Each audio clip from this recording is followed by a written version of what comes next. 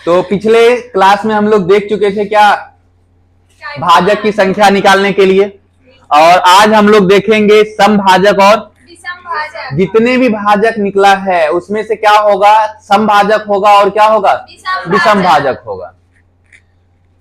तो आ जाइए सवाल पे। एक एग्जांपल पहले लेते हैं कि जैसे कल भी हम एग्जांपल लिए थे कि 12 के सभी भाजकों या कुल भाजकों की संख्या क्या है। तो 12 के कुल भाजक की संख्या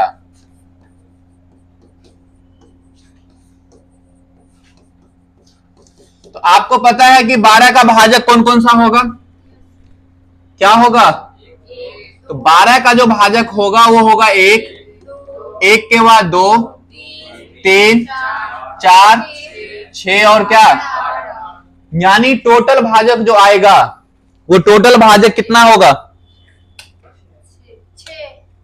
तो टोटल भाजक यहां जो निकल रहा है वो टोटल भाजक है 6। अब देखिए जो भाजक आया है इस भाजक में कुछ सम भी है और कुछ, अगर सम की बात करें तो सम कौन कौन सा होगा, 2, 4, 6 और क्या 12। और अगर विषम की बात करेंगे विषम कौन कौन सा होगा, 1 और क्या। अगर हम इसी सवाल में अगर हम कहें कि समभाजकों की संख्या कितनी होगी, तो समभाजकों की संख्या कितना होगा। तो समभाजक की संख्या जो हो रहा है वो कितना हो रहा है, 4। और भाजक समभाजक इसमें है कौन कौन, तो 2 है, 4 है, 6 है और क्या।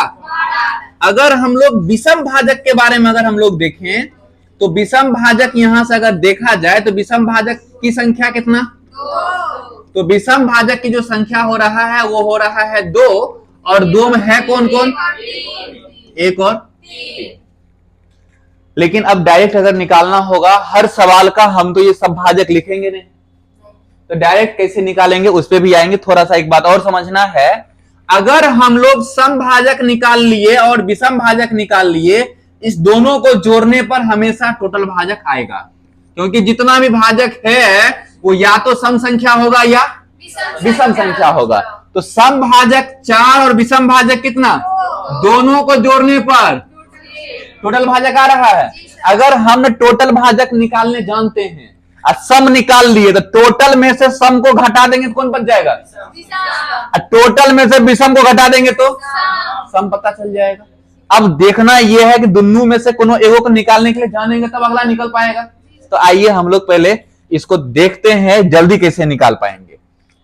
समभाजक अगर निकालना होगा, फिर से वही कहानी कल भी हम बताए थे कि जैसे सवाल में भाजक देगा, संख्या को अभाज्य गुणनखंड में क्या करना है, तोड़ देना है। तो अगर हम संख्या को अभाज्य गुणनखंड में तोड़ते हैं तो 2 से लगेगा तो क्या होगा, फिर 2 से लगेगा तो, यानी 12 का जो मतलब है वो 2 के स्क्वायर और गुणे 3 के पावर में क्या 1। अब एक चीज आपको पता होगा कि अगर हम अभाज्य गुणनखंड में तोड़ रहे हैं तो यहां पर जितना भी संख्या आएगा वो कल से ही हम बोल रहे हैं वो सब अभाज्य संख्या ही आएगा। अब अभाज्य संख्या आएगा तो 1, 2 ऐसा संख्या है जो सम संख्या भी है और अभाज्य संख्या भी है। क्या 2 के अलावा और ऐसा कोई अभाज्य संख्या है जो सम संख्या भी हो, तो नहीं है। तो सिर्फ 2 ही एक लौता है जो सम संख्या के साथ साथ क्या है, अभाज्य संख्या। बाकी जितना भी अभाज्य संख्या आएगा वो सारा का सारा क्या आएगा, विषम संख्या आएगा। अब यहीं से हमको सवाल बन जाएगा, हमको क्या निकालना है। अगर सवाल में समभाजक की संख्या निकालना है तो समभाजक की संख्या निकालने के लिए, समभाजक की संख्या निकालने के लिए आप खुद बताइए कि इसमें जो बेस आएगा वो सम संख्या वाला कौन होगा, 2। तो सिर्फ उसके पावर में 1 नहीं जोड़ेंगे। काहे नहीं जोड़ेंगे, हम उस पर भी आएंगे। यानी समभाजक निकालना होगा, किसके पावर में 1 नहीं जोड़ना है, 2 के पावर में 1, बाकी सब के पावर में 1 जोड़ना है। सिर्फ और सिर्फ किसके पावर में नहीं जोड़ेंगे, 2 के पावर में नहीं जोड़ेंगे। तो 2 के पावर में अगर 1 नहीं जोड़ेंगे तो 2 का 2 क्या उतर जाएगा, पावर। ये 2 ये वाला 2 है कि पावर वाला 2 है, पावर वाला 2 है, इसमें 1 जोड़ने की जरूरत नहीं है। गुना आगे 3 के पावर 1 जो आएगा, क्या इसमें 1 जोड़ेंगे? इसका मतलब 2 गुने 2 बराबर कितना? क्या समभाजक की संख्या यहां पहले से ही हम देख रहे हैं क्या है? अगर आपके सवाल में विषम भाजक की संख्या निकालना होगा, तो विषम भाजक की संख्या निकालने के लिए हम लोगों को क्या करना है? तो विषम भाजक की संख्या निकालने के लिए तो या तो टोटल में से 4 घटा लीजिए। अगर हमको टोटल नहीं निकालना हो, खाली विषम सवाल में पूछेगा, तो हम टोटल काहे निकालेंगे? विषम भाजक निकालना होगा तो हमको ने 2 से मतलबे नहीं रखना है, यानी सम जो है उससे मतलबे नहीं रखना है, भगा देना है। अगर जैसे ही इसको भगा देंगे तो बचेगा कौन? तो पहले वाला कहानी पावर में 1 जोड़ना है और उसके अलावा कुछ बचले नहीं है। अगर बचेगा तो क्या करेंगे? गुना करेंगे। अब बचा हुआ नहीं है तो ये इसके पावर में 1 है तो क्या करेंगे? 1 प्लस, आंसर कितना हो जाएगा? फिर से समझना है, समभाजक निकालना होगा तो 2 के पावर में 1 नहीं जोड़ेंगे, 2 के पावर को वैसे लेंगे, लेकिन बाकी सबके पावर में क्या करेंगे? 1 जोड़ेंगे। विषम भाजक निकालना होगा तो 2 से कोई मतलब नहीं रखना है, 2 को क्या करना है? हटा देना है। तो 2 को हटा देंगे तो खाली 3 के पावर में 1 बच गया था, और पावर में तो 1 हम पहले से ही जोड़ते हैं, तो 1 प्लस 1 बराबर क्या? 2। बात क्लियर है यहां तक? मेरा इच्छा है पहले आप नोट कर लीजिए, या एक एग्जाम्पल पहले आप समझिए तब नोट करिएगा। क्या आए एग्जाम्पल पे? अब हमको एक बात बताइए, पहले आप लिख ही लीजिए।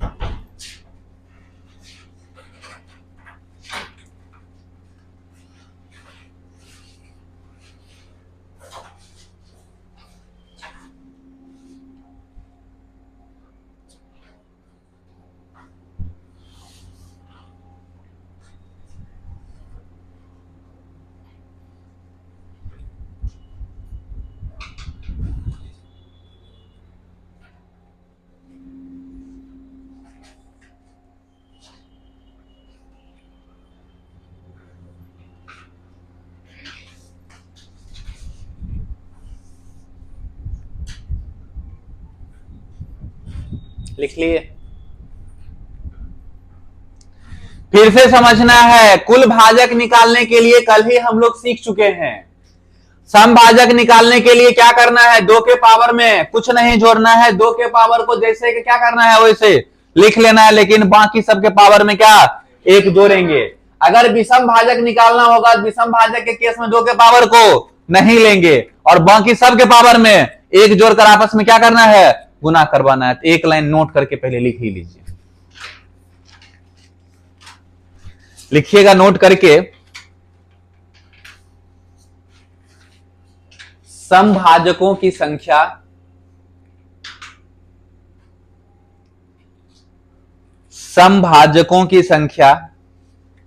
ज्ञात करना हो तो समभाजकों की संख्या ज्ञात करना हो तो सबसे पहले संख्या को अभाज्य गुणनखंड में सबसे पहले संख्या को अभाज्य गुणनखंड में तोड़ेंगे एवं 2 के पावर में तोड़ेंगे एवं 2 के पावर में 1 नहीं जोड़ेंगे। 2 के पावर में 1 नहीं जोड़ेंगे, यानी 2 के पावर में जो वैल्यू है 2 के पावर में जो वैल्यू है वही वैल्यू लेंगे और बाकी सभी संख्या के पावर में और बाकी सभी संख्या के पावर में एक जोड़कर, बाकी सभी संख्या के पावर में एक जोड़कर आपस में गुना करने पर, एक जोड़कर आपस में गुना करने पर समभाजकों की संख्या प्राप्त होगा। समभाजकों की संख्या प्राप्त होगा। पैराग्राफ चेंज करके लिखिएगा, समभाजकों की संख्या प्राप्त होगा।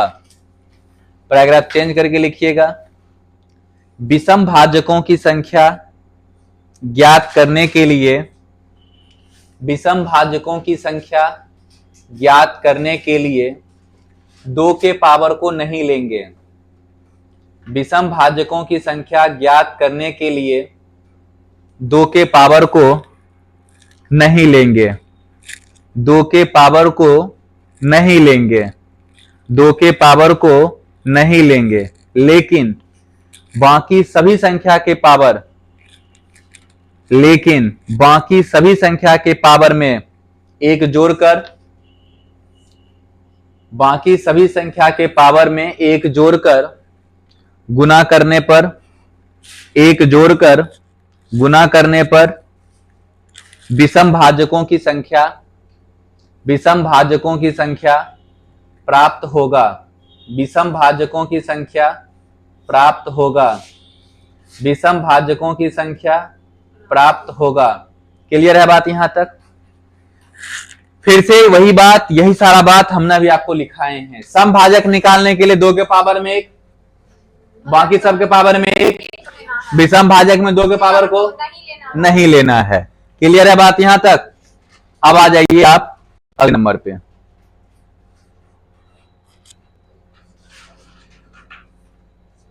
अब आप हमको ये बात बताइए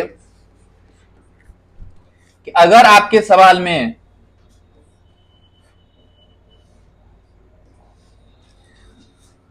पूछा जाए कि 480 के सभी समभाजकों की संख्या और 480 के सभी विषम भाजकों की संख्या क्या ज्ञात कर पाएंगे? चलिए मेरे साथ ही आप लोग भी ज्ञात करिए। पहला काम हम लोगों का क्या है? संख्या को अभाज्य गुणनखंड में क्या करना है? तोड़ देना है। 480 को अगर अभाज्य गुणनखंड में तोड़ देते हैं तो 2 से लगेगा 200 कितना, फिर 2 से लगेगा तो 100, फिर 2 से लगेगा तो, फिर 2 से लगेगा तो, और फिर 2 से लगेगा तो 15, और फिर 3 से लगेगा तो, यानी 480 के केस में हम वैल्यू क्या देख रहे हैं? 2 के पावर, 3 के पावर और 5 पावर। अभी हमने आपको बताए हैं कि समभाजक निकालना होगा तो समभाजक की संख्या निकालने के लिए हम लोगों को क्या करना है? तो समभाजक की जो संख्या निकालना है, तो समभाजक की संख्या निकालने के लिए क्या करेंगे? क्या 2 के पावर में 1 जोड़ना है कि नहीं जोड़ना है? तो सम का मतलब 2, क्योंकि 2 भी सम है, तो सम के केस में सम वाला पर पावर में 1 नहीं जोड़ेंगे, यानी 2 के पावर में 1 नहीं जोड़ना है। क्या लिखना है? लेकिन बाकी सब के पावर में 1 जोड़ेंगे, तो इसका मतलब 1 + 1 इंटू में भी 1 प्लस क्या, यानी ये 5 गुने में 2 और गुने में क्या 5 दूने 10 दूने, समभाजक क्या निकल गया? 20 निकल गया। अगर विषम भाजक की अगर बात किया जाएगा, आप ये बात बताइए विषम भाजक की संख्या क्या होने वाला है? तो विषम भाजक की संख्या जो होगा वो हम बताए हैं कि 2 के पावरे को नहीं लेना है। 2 के पावर वो जब लेवे नहीं करेंगे तो बाकी सबके पावर में क्या करेंगे? लेंगे, और 1 जोड़ना है। आप बताइए 1 + 1 इंटू में 1 प्लस, तो आप बताइए 1 और 1 गुने 2 बराबर 20 और 4 अब कुछ देर पहले भी बताए हैं 480 वाला में टोटल भाजक कितना, क्या 20 और 4 24 मिल गया, 24 अगर नहीं मिलेगा तो क्या होगा, कहीं ना कहीं गलती हो जाएगी। बात समझ गए? अब पहले इस बात को भी आप नोट कर लीजिए।